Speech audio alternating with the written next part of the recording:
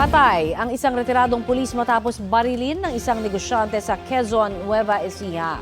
Sa investigasyon po ng pulisya, pauwi na sana ang 51 anyos na biktima ng lapitan at barilin sa Barangay Pulong Bahay kahapon. Dati umunong alita ng dalawa ang tinitignang motibo sa krimen.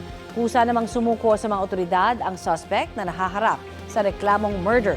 Isinuko rin niya ang lisensyadong baril na ginamit. Wala pa siyang pahayag at ang kaanak ng nasawing biktima. Patuloy naman ang investigasyon.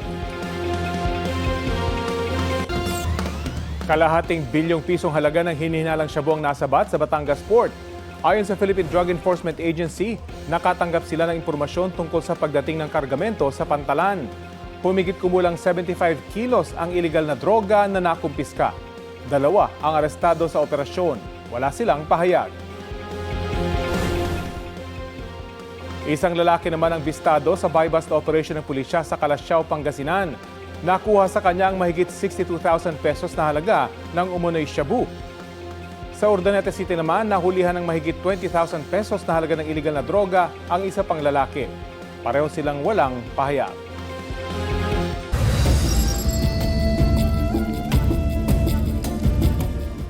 Dalawampung bahay ang nasunog sa Iligan City. Mabilis na kumalat ang apoy dahil gawa sa light material sa mga bahay sa barangay Tambakan.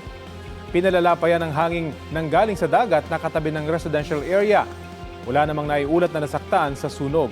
Pero 55 pamilya ang apektado na lumikas muna sa gym ng barangay.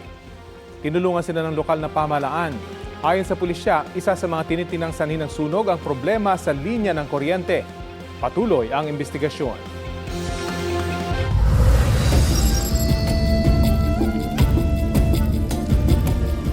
Binaril sa tapat ng kanyang bahay ang isang guro sa Santa Maria, Bulacan.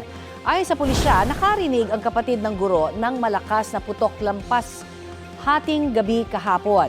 Nang lumabas siya ng bahay, nakita na lamang niya ang kapatid na duguan. Tumangging magbigay ng pahayag ang pamilya ng biktima sa media. Iniimbestigahan pa ang krimen.